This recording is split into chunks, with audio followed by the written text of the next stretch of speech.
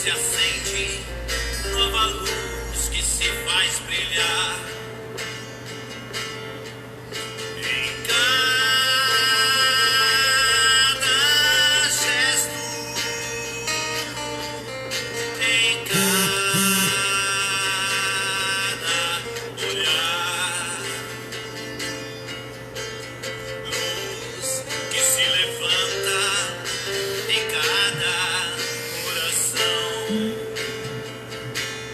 a iluminar na imensidão os corações de nossos irmãos. Luz pequena, luz simples, sempre luz. Foco pequeno de luz que vem trazer a claridade onde se coloca a fraternidade.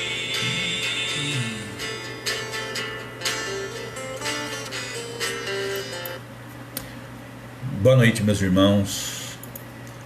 Que a paz do Divino Mestre possa se fazer presente no coração de todos nós e que possamos seguir então nossa trajetória neste momento, né? Então nós vamos falar do capítulo 2, Meu reino não é deste mundo. Pilatos, tendo entrado de novo no palácio, feito vir Jesus à sua presença, perguntou: És o rei dos judeus? E respondeu-lhe Jesus: Meu reino não é deste mundo. Se o meu reino fosse deste mundo, a minha gente houvera combatido para impedir que eu caísse nas mãos dos judeus. Mas o meu reino ainda não é aqui. Disse-lhe então Pilatos: És, pois, rei? Jesus lhe respondeu: Tu o dizes, sou rei. Não nasci e não vim a este mundo senão para dar testemunhos da verdade. Aquele que pertence à verdade escuta minha voz. Isso está em João capítulo 18, versículo 33, 36 e 37. A questão é simples. Quando Jesus fala que o meu reino não é deste mundo, ele quis mostrar exatamente que, embora ele pertence ao nosso planeta Terra, porque Jesus ajudou na constituição, na construção do nosso planeta, ele quis dizer que a evolução dele não se iniciou aqui. E tanto também quanto a vida espiritual, sim, é o verdadeiro reino. Porque a vida verdadeira é a vida espiritual.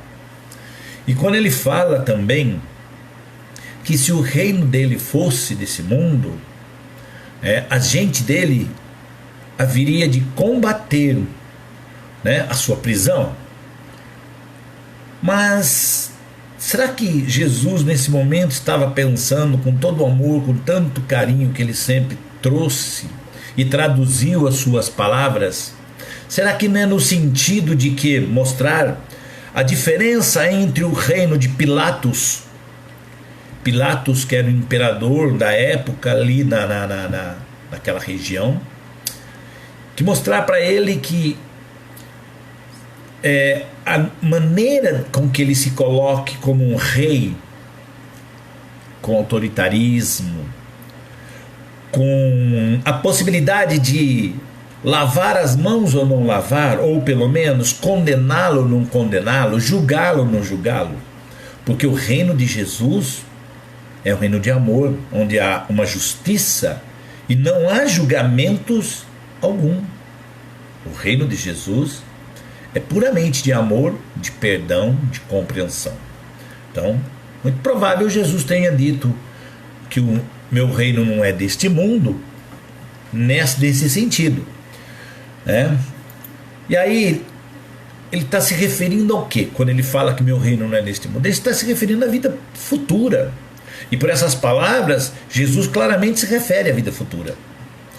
e que apresenta em todas as circunstâncias como a meta a que a humanidade irá ter como devendo construir objetos maiores de preocupação do homem na terra.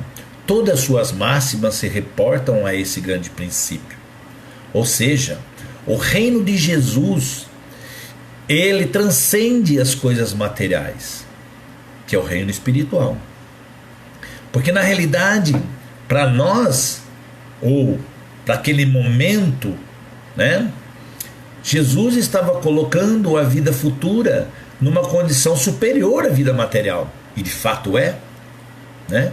E diz assim, ó, com efeito, sem a vida futura, nenhuma razão de ser teria a maior parte dos seus preceitos morais, donde vem que os que não creem na vida futura, imaginando que ele apenas falava da vida presente, não os compreendem, ou os considera puéreis. Ou seja, se a gente olhar as palavras do Cristo, né, e não entender que ele está dizendo sobre a vida futura, que ou seja, a vida após a vida, como eu sempre falo, né, que não existe morte para o espírita, então a vida continua, é vida após a vida, embora seja a vida espiritual após a vida material.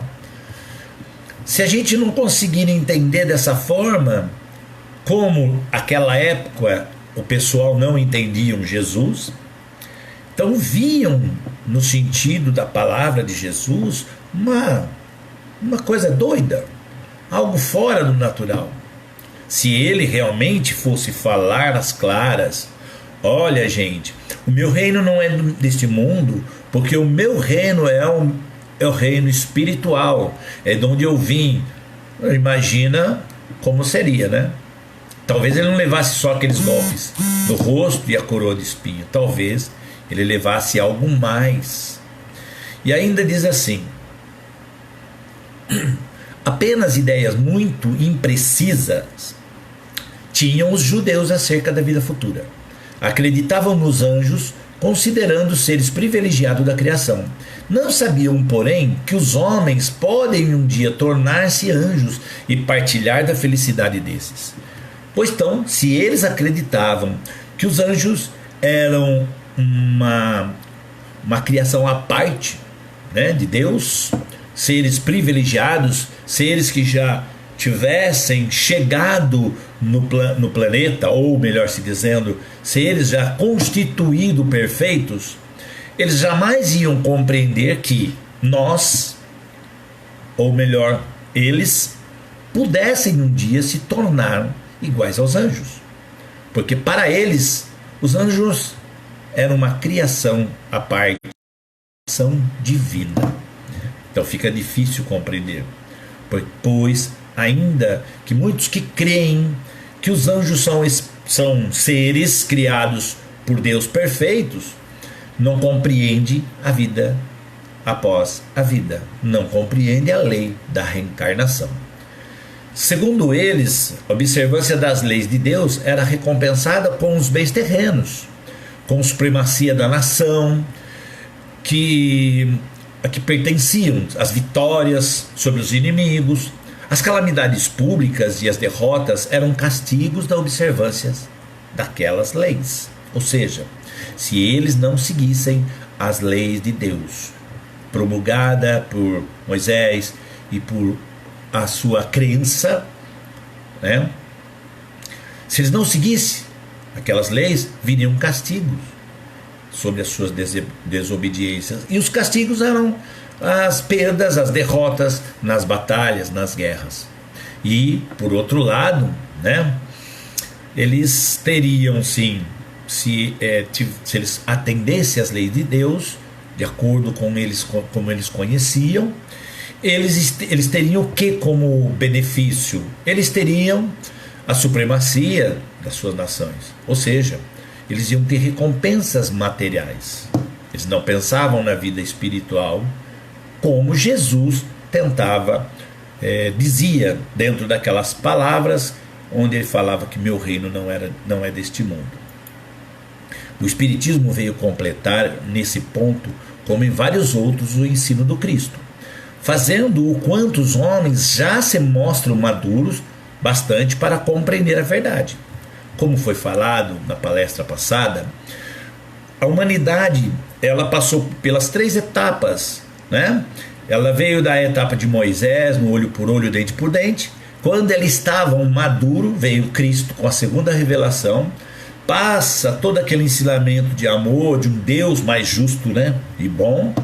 E depois, quando a humanidade novamente está em condições aptas para compreender um pouco mais, e a doutrina baseada na ciência que já havia esclarecido muitas coisas, então vem levantar esse véu, como foi falado na semana passada, na segunda passada. Então aí sim, nós estávamos maduros para que pudéssemos compreender a doutrina espírita. E diz o seguinte: a vida futura deixa de ser simples artigo de fé, mera hipótese, torna-se uma realidade material com relatos de testemunhas oculares, os que a descrevem nas suas fases, todas e em todas as suas peripécias, de tal sorte que, além de impossibilitarem qualquer dúvida a esse respeito, a esse propósito.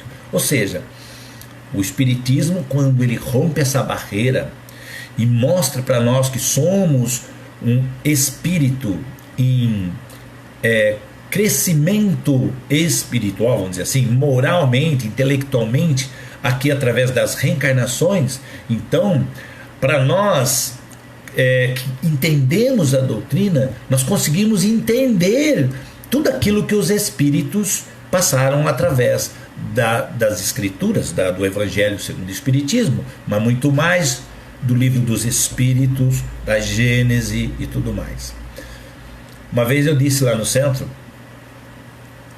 eu tinha um amigo, tenho, mesmo que ele não desencarnou, mas se ele tivesse desencarnado, ele continuaria sendo meu amigo, que ele era muito cético. Aliás, ele não cria, não acreditava em Deus, não. E uma vez conversando sobre religião, ele queria entender um pouco por que eu acreditava no Espiritismo. E então eu disse para ele que se ele lesse o Livro dos Espíritos, talvez ele compreendesse um pouco mais a minha maneira de enxergar Deus e na minha religião. E ele acabou lendo o Livro dos Espíritos. Eu não sei como ele está hoje, porque faz tempo que eu não converso com ele, embora sendo meu amigo, nós perdemos o contato, porque ele mudou para um outro estado e eu nunca mais tive contato, perdemos o nosso contato. Enfim, mas ele já saiu com uma mente um pouco diferente com relação, porque o Livro dos Espíritos é muito claro. O Livro dos Espíritos, embora nós ainda estamos engateando e não pode se dizer que Kardec está ultrapassado, porque nós nem saímos da primeira fase de aprendizado ainda, mas algumas pessoas dizem, Kardec está ultrapassado. Não está não, gente, não está, porque nós não entendemos ainda a vida verdadeira, que é a vida espiritual. Nós ainda não compreendemos que nós somos uma essência, uma energia como espíritos e não matéria. E como eu insisto em dizer, nós ainda continuamos dizendo o meu corpo.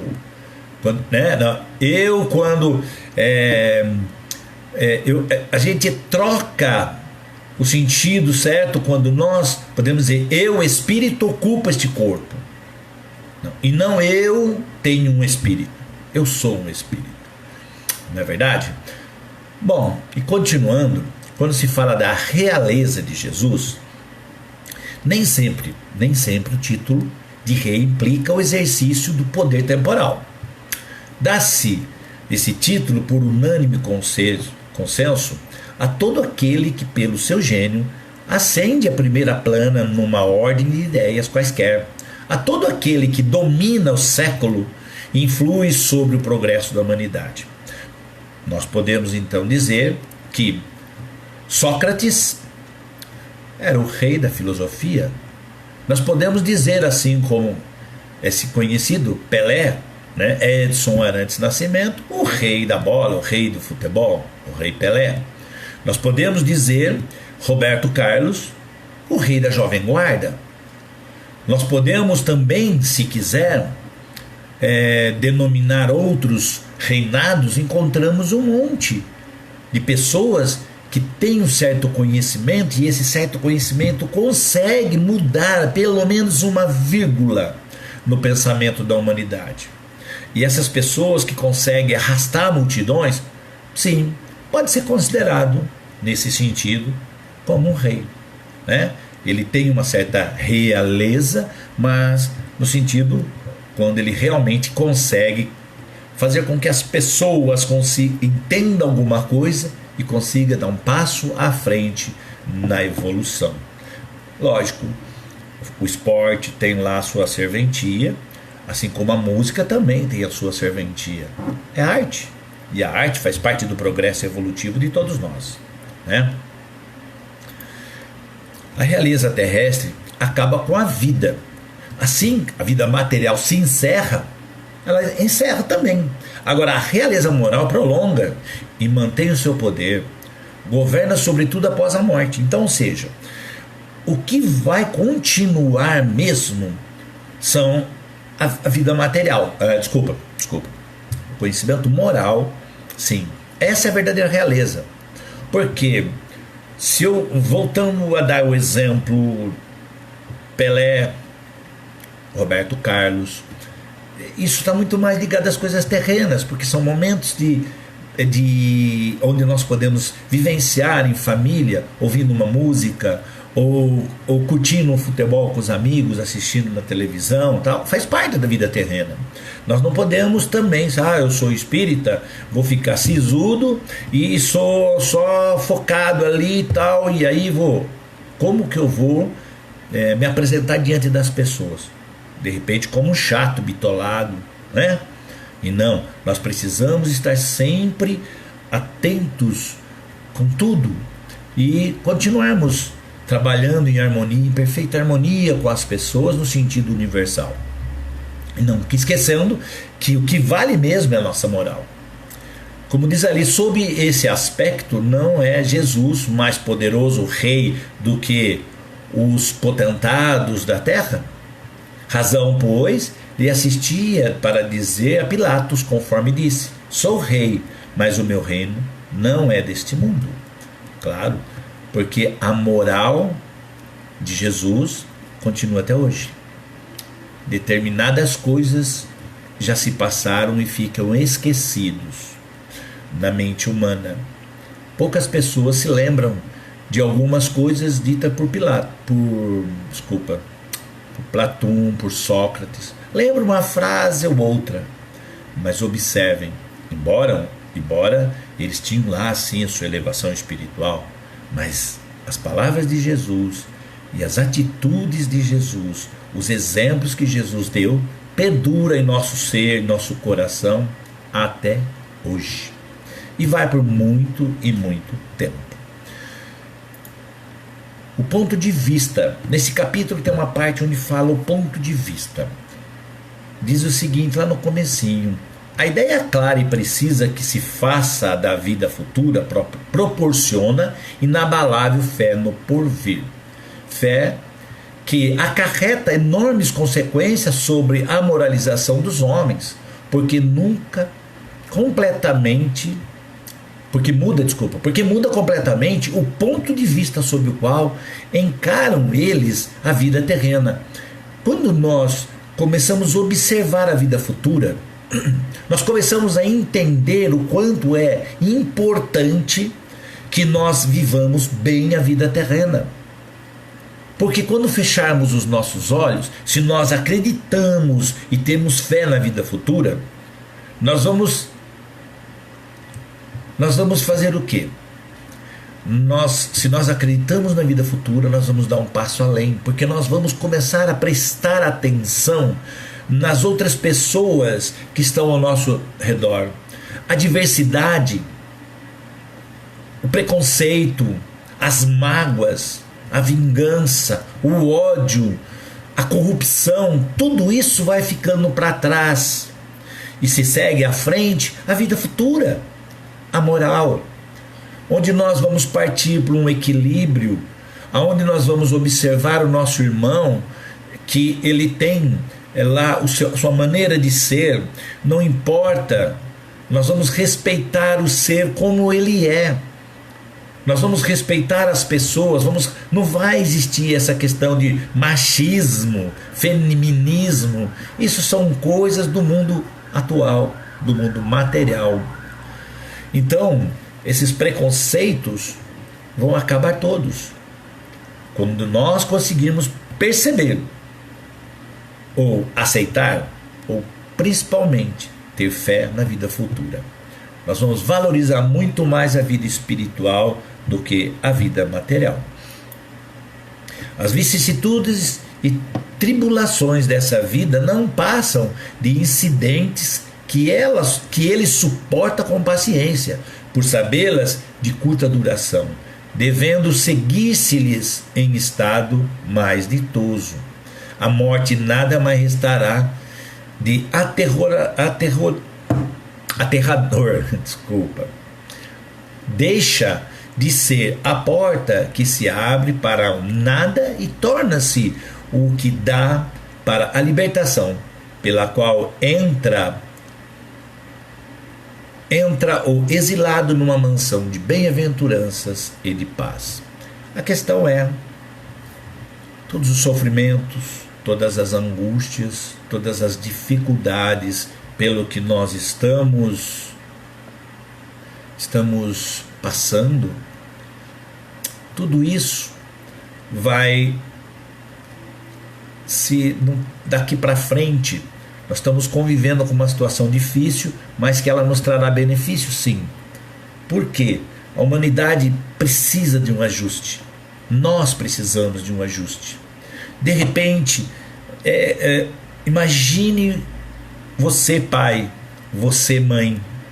Às vezes é preciso saber falar um não para o filho, né? Eu sou contra bater, sempre falei isso aí, não sou a favor de bater, nada disso, certo? Mas corrigir, sim, sempre precisamos corrigir nossos filhos, porque na realidade já é um pouco de egoísmo dizer nossos filhos, quando são filhos de Deus, que foram colocados em nossa vida para que nós possamos auxiliá-los no progresso. E muitas vezes esses espíritos que vêm ao nosso lar é muito mais evoluído que a nós mesmos. Por isso, compreendem mais rápido as coisas e mudam de uma forma muito rápida, dão passos largos enquanto nós ainda damos passos lentos. Mas é normal, faz parte da evolução de todos nós, né? O Espiritismo dilata o pensamento e lhe rasga os horizontes novos. Em vez dessa visão acanhada e mesquinha que o concentra na vida atual, que faz do instante que vivemos na Terra único e frágil eixo do porvir eterno, ele, o Espiritismo, mostra que essa vida não passa de um elo do harmonioso e magnífico conjunto da obra do Criador. Mostra a solidariedade que conjuga todas as existências de um mesmo ser, todos os seres de um mesmo mundo e os seres de todos os mundos. Faculta, assim, uma base e uma razão de ser a fraternidade universal, enquanto a doutrina da criação da alma por ocasião do nascimento de cada corpo torna estranhos uns aos outros todos os seres. A questão é clara, meus irmãos.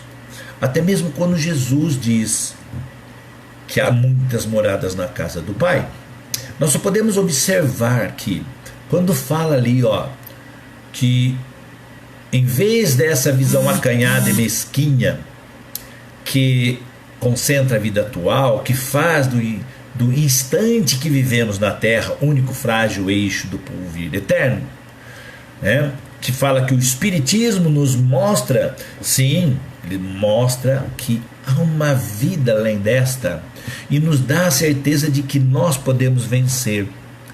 Se nós formos observar o panorama em que nós estamos passando e observar isso e pensar como espíritas, como cristão, nós vamos ver que isso realmente é passageiro.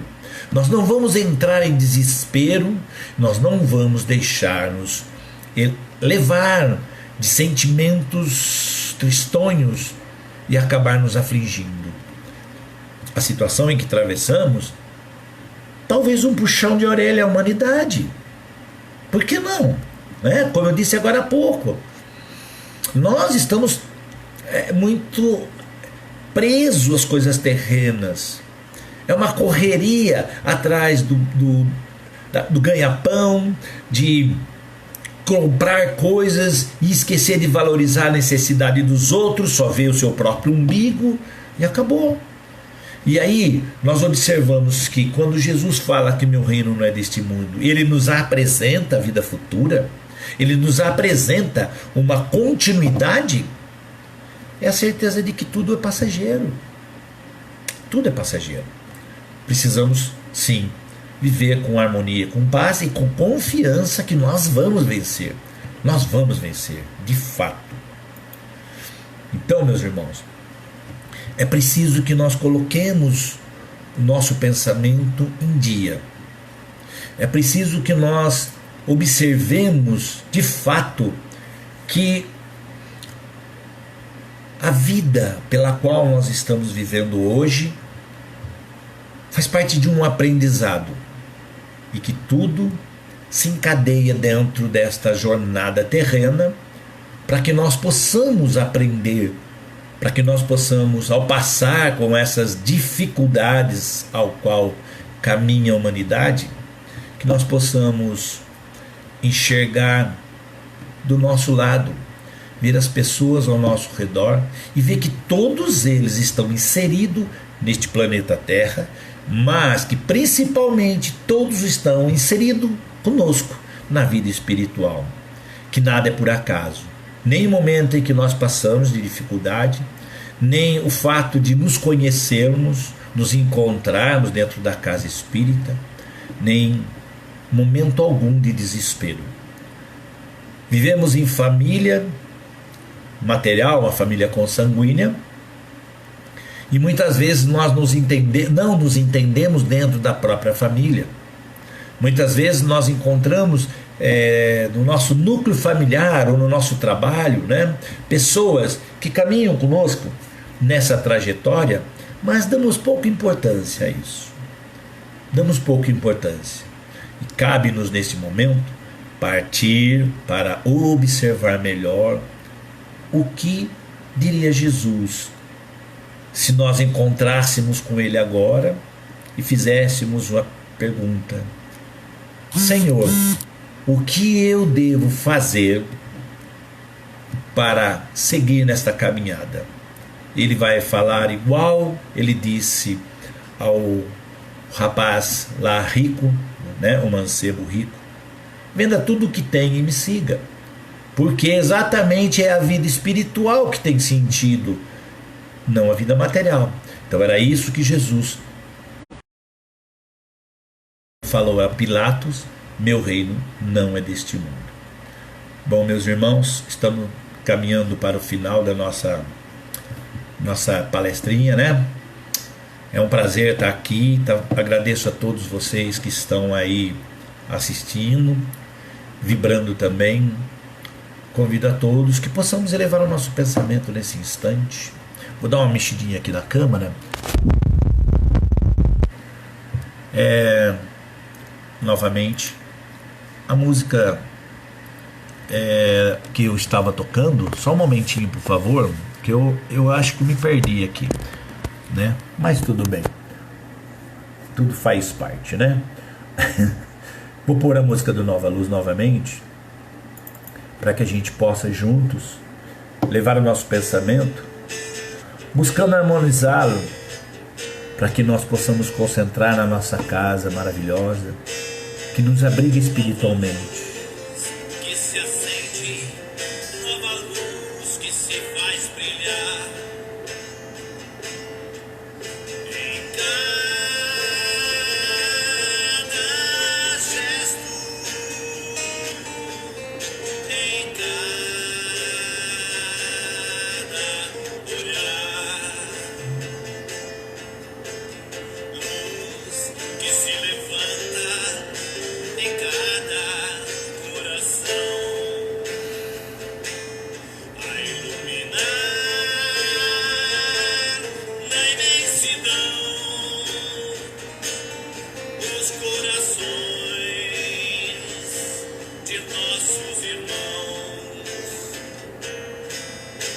pequena, luz simples, sempre luz.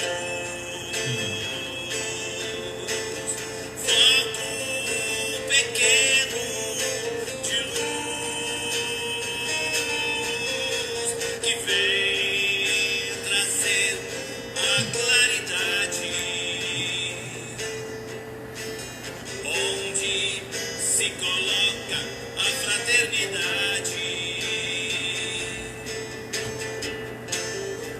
Meus irmãos, Nova Luz é a casa que nos abriga espiritualmente.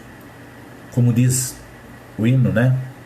Luz pequena, luz simples, sempre luz. Foco pequeno de luz que vem trazer a claridade, onde se coloca a fraternidade. Possamos seguir fraternalmente, com amor uns aos outros e caminhando sempre em busca desta nova luz. Não é por acaso que o nome da nossa casa é Nova Luz, né? É para que nós possamos seguir em busca desta nossa luz, para que nós possamos um dia fazer transcender a nossa luz. Fiquem todos na paz, que assim seja.